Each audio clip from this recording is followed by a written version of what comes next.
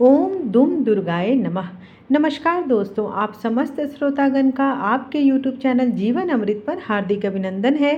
आज की वीडियो में हम सुनने वाले हैं दुर्गा सप्तशती पाठ का 12 और 13वां अध्याय। तो चलिए आज के वीडियो का आरंभ करते हैं। दुर्गा सप्तशती पाठ का 12वां अध्याय। देवी ने कहा, हे देवताओं, जो कोई प्रतिदिन स्थिर चित्त से मेरा स्तवन इन स्तुतियों से करेगा, उसकी सारी विपदाओं को मैं अवश्य ही दूर कर दूंगी।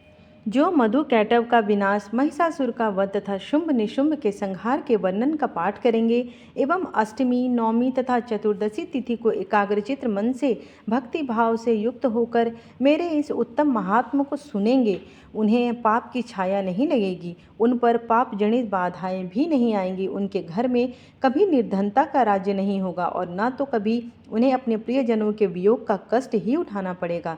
इतना ही नहीं, वरन उन्हें शत्रु, लुटेरे, राजा, शस्त्र, अग्नि तथा जल राशि से भी कभी भय उत्पन्न नहीं होगा। इसलिए सभी लोगों को शांत भाव से भक्तिपूर्वक मेरे इस महात्म का पठन पाठन और श्रवण मनन करना चाहिए। यह परम कल्याणप्रद है। मेरा महात्म्य महामारी जनित सभी उपद्रवों तथा दैहिक व दैविक और भौतिक तीनों तापों को समन करने वाला है। मेरे जिस मंदिर में विधि पूर्वक प्रतिदिन इस महात्म का पाठ होता है, वहाँ मेरा सदा निवास होता है। बलि पूजन, हवन तथा महोत्सव के अवसरों पर मेरे इस चरित्र का पूर्ण रूपेण पाठ तथा श्रवण करना चाहिए।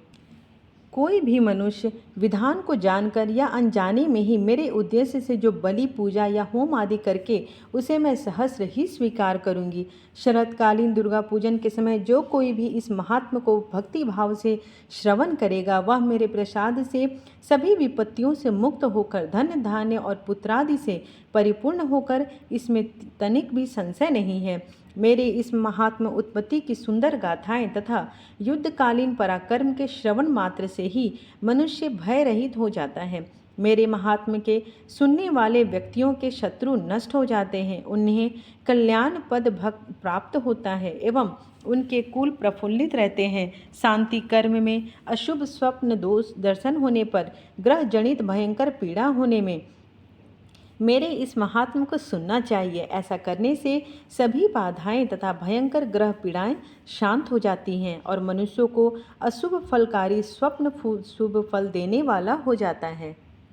यह महात्म्य बाल ग्रहों से आक्रांत शिशुओं के लिए शांतिदायक तथा मनुष्यों के संगठन में पारस्परिक वैमनस्यता उत्पन्न होने पर उनमें मित्रता स्थापित कराने वाला सिद्ध हो जाता है। इस महात्म्य से संपूर्ण दुराचारी के बल का क्षय होता है। इसके पाठ से दानवों, भूतों तथा पिशाचों का नाश होता है।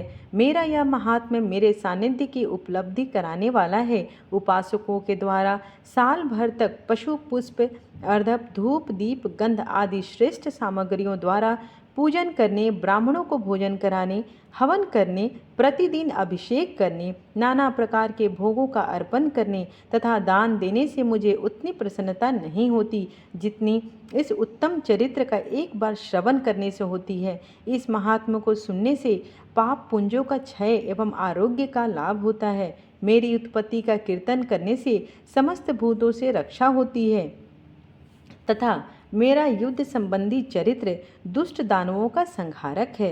इसके श्रवण मात्र से ही मनुष्य निर्भय हो जाता है। हे देवताओं, तुमने और महर्षियों ने मेरी जो स्तुतियाँ की है तथा ब्रह्मा जी द्वारा की हुई स्तुतियाँ सभी कल्याणकारी बुद्धि होती हैं। वन में, सुनसान स्थल में या देवाग्नि से घिर आने पर, जनहीन स्थान में लुटेरों के चक्कर में आ जाने पर, शत्रुओं द्वारा बंधे होने पर अथवा वन में सिंह, व्याघ्र, जंगली हस्तियों के पीछा करने पर, राजाज्ञा से बंधन या वक्षस्थल पर ले जाने के समय अथवा समुद्र में यात्रा करते समय तूफान के कारण नाव डगमगाने पर, भयंकर युद्ध में शास्त्रों का आघात होने पर, वेदना से पीड़ित होने, इतना ही नहीं वरन समस्त भीषण बाधाओं के सामने आने पर जो कोई इस चरित्र का स्मरण करता है, वह व्यक्ति संकट को पार कर जाता है। मेरे प्रभाव से सिंह आदि हिंसक जंतु नाश प्राप्त होते हैं तथा लुटेरे एवं शत्रु भी मेरे चरित्र का स्मरण करने वाले लोगों से दूर भागते हैं।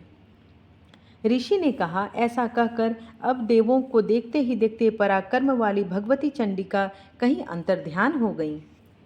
महाबलवान दैत्य शुंभ निशुंभ की मृत्यु के अनंतर शेष बचे खुचे दैत्य पाताल लोक को चले गए। हे राजन, इस प्रकार भगवती अंबिका शाश्वत और नित्य होते हुए भी बारंबार अवतरित होकर भूभार धारण करके संसार का रक्षा करती हैं। वे ही इस विश्व को विमोहित भी करती हैं, जगत की सृष्टि करती हैं तथा प्रार्थना करने पर संतुष्ट हो विज्ञान और स्मृति प्रदान करती हैं। हे राजन, महाप्रलय काल में महामारी स्वस्वरूपिणी वे महाकाली ही इस संपूर्ण ब्रह्मांड में व्याप्त रहती हैं। उस समय समय पर वे ही महामारी होती हैं, वे ही समय पर अजन्मा होते हुए भी सृष्टि के रूप में उत्पन्न होती हैं। वे सनातनी देवी ही समय के अनुरूप समस्त जीवों की रक्षा करती हैं। मनुष्यों के उत्थान के लिए वे ही गृह में लक्ष्मी के रूप में निवास करती हैं और उन्नति प्रदान करती हैं, और फिर वे ही पतन काल में निधनता के वेश में विनाश भी करती हैं।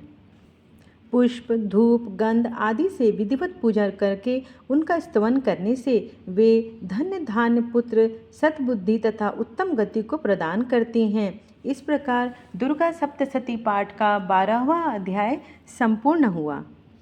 दुर्गा सप्तशती पाठ 13वां अध्याय। ऋषि ने कहा, हे राजन, इस प्रकार मैंने तुमसे देवी के श्रेष्ठ महात्मा का कथन किया। इस जगत की धारित्री देवी का ऐसा ही प्रभाव है। उन्हीं के द्वारा विद्या अर्थात ज्ञान का उदय होता है। भगवान विष्णु की माया स्वरूपा उन भगवती द्वारा ही तुम ये वैश्वत तथा अन्य विवेकशील लोग मुक्त हो जाते हैं। इस समय भी मोहित हुए हैं एवं आगे भी इसी प्रकार से होते रहेंगे। महाराज, तुम उन्हीं परमेश्वरी के शरण में जाओ। अपने उपासकों को वे भोग, स्वर्ग तथा मुक्ति लाभ कराती हैं। मार्कंडेय मुनि ने कहा, मेधा मुनि से ऐसा वचन सुनकर राजा सूरथ ने उत्तम व्रतधारी उन महाभाग महर्षि को नमस्कार किया। वे अत्यंत ममता तथा राजभ्रष्ट होने के कारण बहुत क्षुब्ध हो उठे थे। महामुने, इसलिए विरक्ति के कारण वे राजा तथा वैश्य तत्क्षण तपस्या के लिए चले गए और वे जगदम्बा के दर्शनार्थ नदी के तट पर तप साधना करने लगे। वे वैश्य देवी सूक्त का उत्तम जप करते हुए तपस्या में लीन हो गए। ये दोनों ही नदी तीर पर देवी की मिट्टी की प्रतिमा स्थापित करके उनकी पुष्प, धूप और हवन आदि के द्वारा उपासना करने लगे। उन्होंने सर्वप्रथम अपने आहार की मात्रा कम कर दी, तदंतर निराहार रहकर एकाग्रचित्त से देवी के चिंतन करने लगे। वे दोनों अपने शरीर के रक्त से सिंचित बलि चढ़ाते हुए निरंतर 3 वर्षों तक संयमी होकर उपासना करते रहे। उन लोगों की उग्र तपस्या से प्रसन्न होकर जगतधात्री चंडिका देवी ने प्रत्यक्ष होकर उन्हें दर्शन दिए।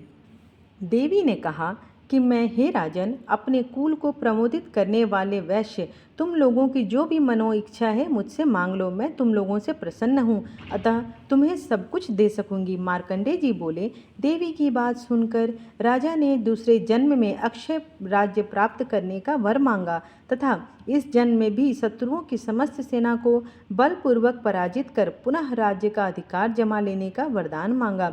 वैश्य अत्यंत बुद्धिमान मनुष्य था। उसका मन सांसारिक विषयों से विरक्त हो चुका था। इसलिए उस समय वैश्य ने ममता और अंधकार मिटाने वाले ज्ञान की प्राप्ति का वर मांग लिया।